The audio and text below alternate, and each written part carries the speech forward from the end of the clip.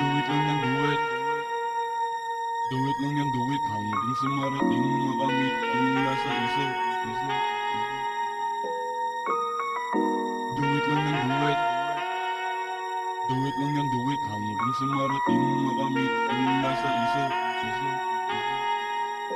Yeah.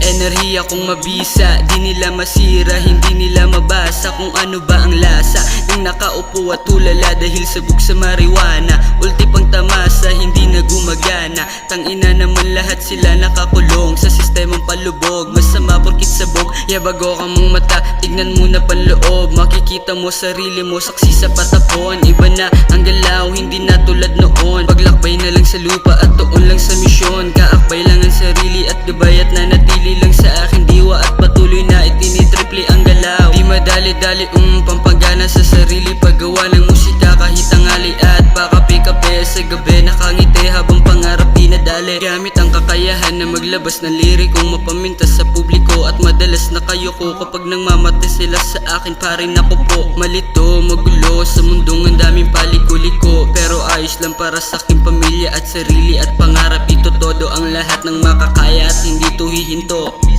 Yeah, dito hihinto nang makuha ang ginto, man.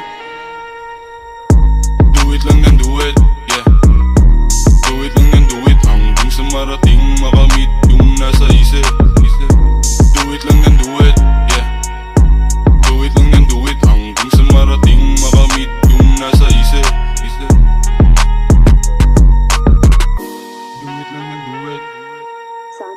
Do it lang yan, do it. Hanggang sa marating makamit yung nasa isip. Do it lang yan, do it. Do it lang yan, do it. Hanggang sa marating makamit yung nasa isip.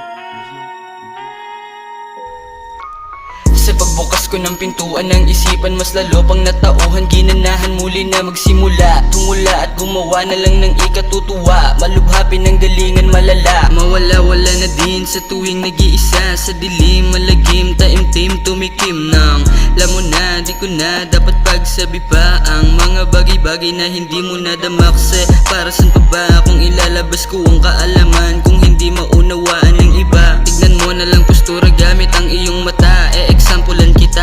Pinoy sa Pinoy, tinataboy, tinatapakan ka lugar. Diba napakagrabe boy, pero di bali